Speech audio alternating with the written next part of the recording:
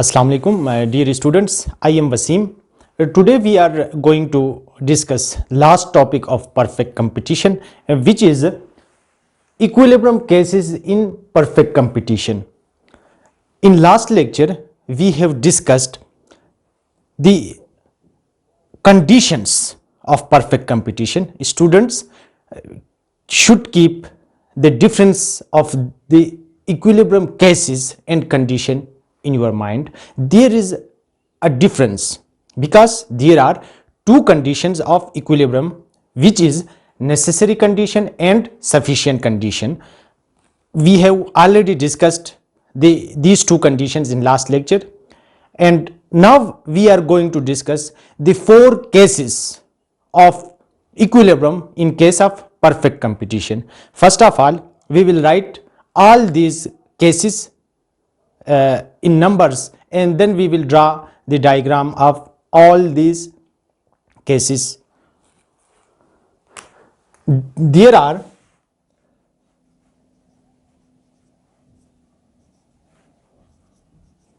four cases or situations of equilibrium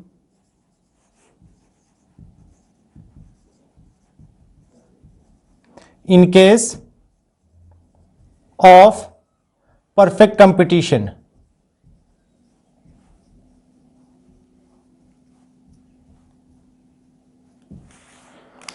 How many cases? There are four cases. Number one is abnormal profit.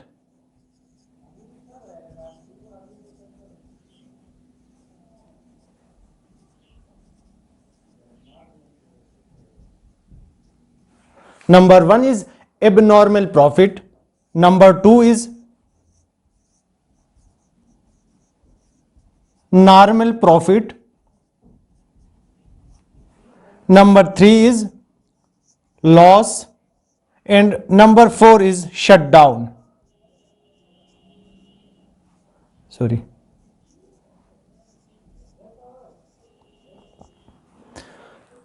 Dear students, these are the four cases, these are the four situations a perfect competitor faces during his or her business. जब एक आदमी perfect competition के अंदर, business के अंदर एक अपनी shop चला रहा है या अपनी इंडस्ट्री चला रहा है या उसकी फर्म चल रही है, तो उसके कितने केसेस है? Four cases.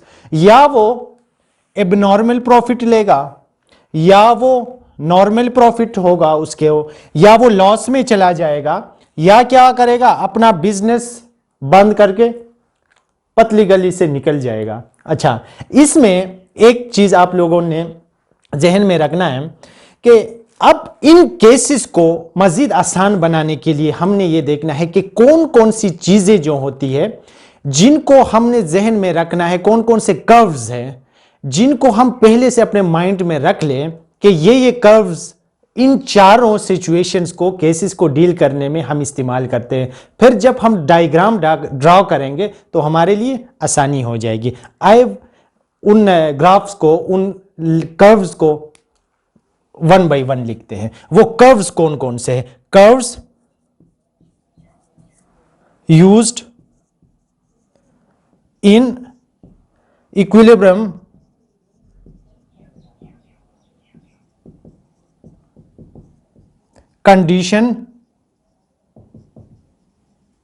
conditions of perfect competition.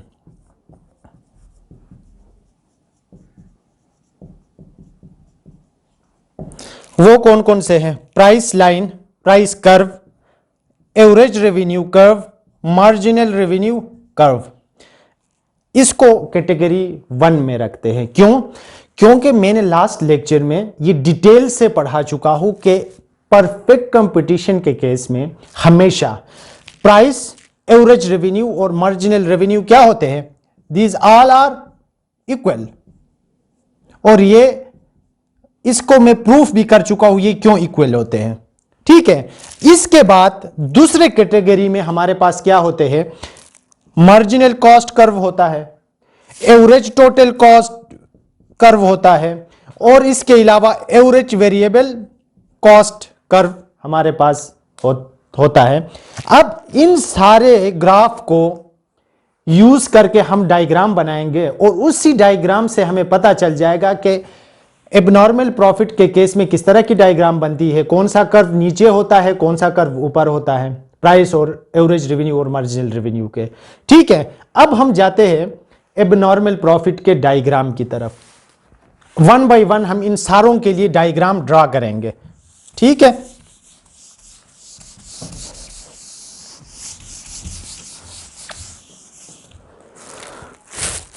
Okay students, अब हम डायग्राम ड्रा करने की कोशिश करते हैं। डायग्राम इसकी का किस तरह से बनेगा,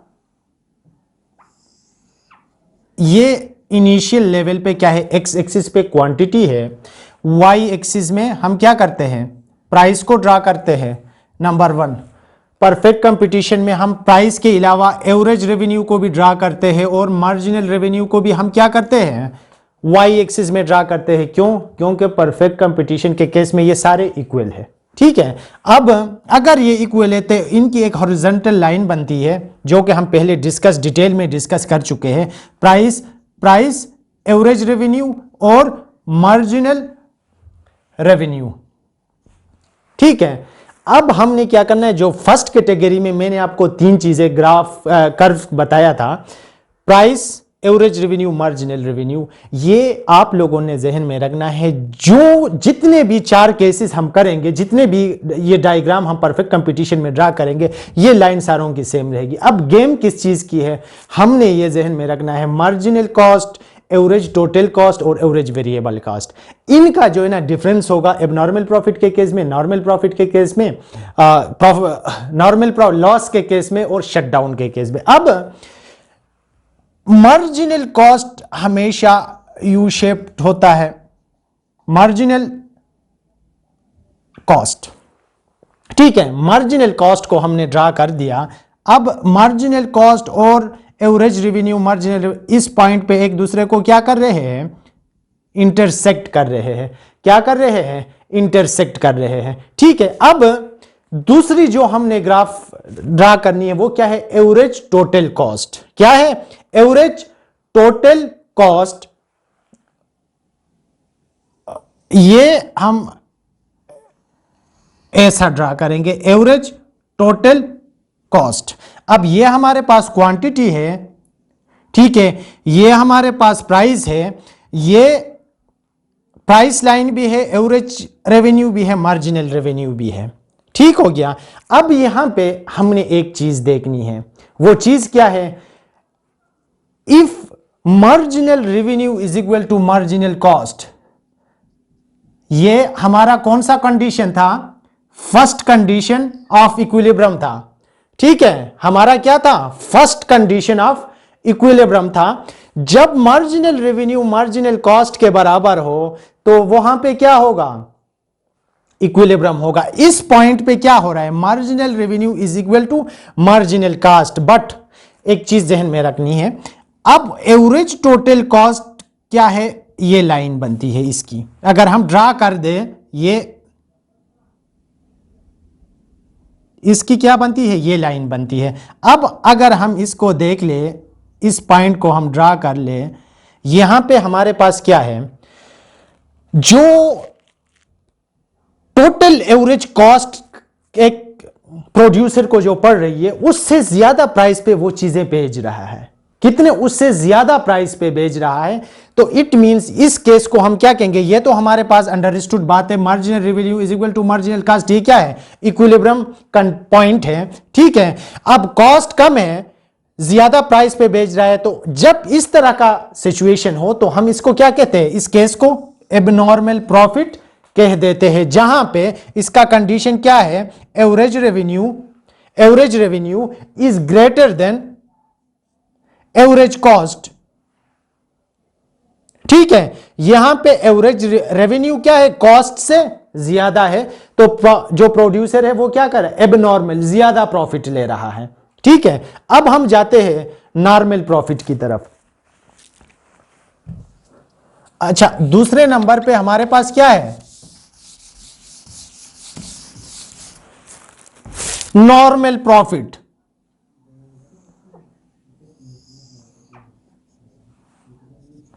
ये वही सेम है, सारों के लिए यही चीजें सेम होती है, average revenue, marginal revenue, price, और ये लाइन भी सेम होती है। मैंने पहले भी आपको बता दिया है कि गेम सिर्फ कॉस्ट कर्व की है, ये तो सारे सेम हैं, ठीक है।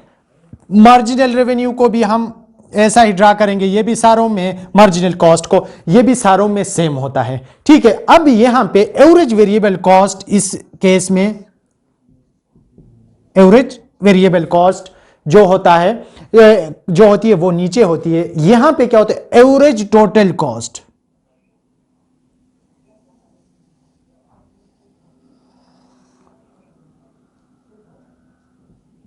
ये क्या होता है, मार्जिनल कॉस्ट के बराबर होता है, ठीक है। अब एवरेज टोटल कॉस्ट हमें पता है, average total cost is equal to average variable cost plus average fixed cost. Normal case में क्या होता है, एवरेज वेरिएबल कॉस्ट तो फुलफिल हो जाती है, यहां पे प्राइस है हमारे पास, ठीक है। यहां पे अगर हम देख ले तो यहां पे क्वांटिटी है, एवरेज वेरिएबल कॉस्ट तो फुलफिल हो रही है, यहां पे एवरेज टोटल कॉस्ट का कुछ पोर्शन रह जाता है, ठीक है। इस वजह से हम इसको क्या कहते हैं, नॉर्मल प्रॉफिट का केस कह देते हैं। यहां पे क्या होता है, total revenue is equal to total cost. जितना रेवेन्यू, जितनी कॉस्ट फर्म को पड़ती है उतना ही रेवेन्यू इसको आता है। इस तरह के केस में हम क्या कहते हैं, उसको नॉर्मल प्रॉफिट कहते हैं। यहां पे एक चीज आप लोगों ने जहन में रखनी है, देखिए जब भी कोई कंपनी अपनी चीज की प्राइसिंग करती है तो वो नॉर्मल प्रॉफिट को जो है ना अपने कॉस्ट में इंक्लूड कर देती है, ठीक है। तो इस वजह से नॉर्मल के केस में क्या होता है, total revenue is equal to total cost होता है। अभी हम जाते हैं थर्ड कंडीशन की तरफ। थर्ड कंडीशन क्या है, थर्ड कंडीशन हमारा थर्ड केस हमारे पास है लॉस। पहले बहुत ज्यादा प्रॉफिट, दूसरे नंबर पे नॉर्मल प्रॉफिट, अब लॉस की तरफ जा रहा है फैक्ट्री या फर्म। अब ये भी सेम टू सेम वही जो पहले हमने किया है, average revenue, marginal revenue and price, ये लाइन भी सेम वही जो हमने किया था, price, average revenue, marginal revenue.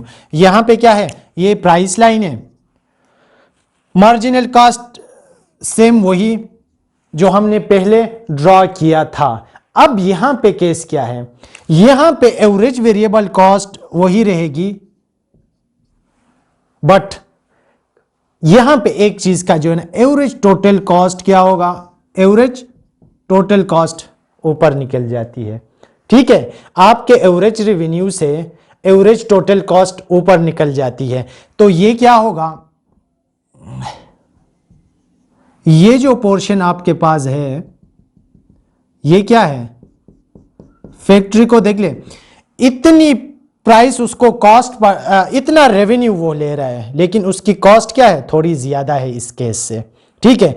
इतने पे चीजें बेच रहा है या इतना रेवेन्यू उसको आ रहा है या इतनी प्राइस है एक चीज की, एक गुड की, एक प्रोडक्ट की, लेकिन the cost is greater.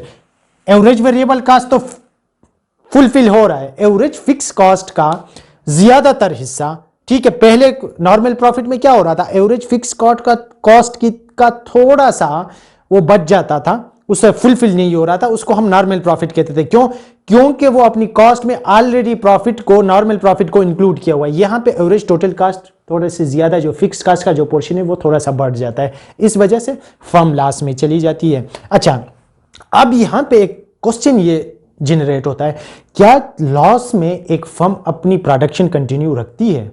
Yes, रखती है। क्यों? क्योंकि फर्म हमेशा फ्यूचर ओरिएंटेड होती है, ठीक है। वो क्या सोचते हैं कि अगर मैं अभी ऑलरेडी मेरे एवरेज वेरिएबल कॉस्ट फुलफिल हो रही है, अगर फिक्स्ड कॉस्ट थोड़ी बढ़ भी गई है तो चले इन फ्यूचर सीजन में या कोई इस तरह का इवेंट हो, मैं दोबारा अपने नॉर्मल प्रॉफिट और एबनॉर्मल प्रॉफिट में जा सकता हूं। इस वजह से लॉस के केस में कंटिन्यू रख सकती है अपनी प्रोडक्शन।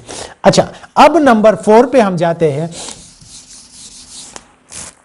ये लास्ट है हमारे पास। लास्ट क्या है? केस है। लास्ट केस हमारे पास क्या है? शटडाउन। शटडाउन को हमने इस तरह देखना है कि क्योंकि अब लॉस से भी जो है ना बहुत ज्यादा हो गया, लॉस बढ़ता जा रहा है, फ्यूचर में वक्त के साथ साथ ज्यादा होता जा रहा है, तो फर्म क्या करेगा? शट डाउन करेगा अपने सिस्टम को क्लोज करके।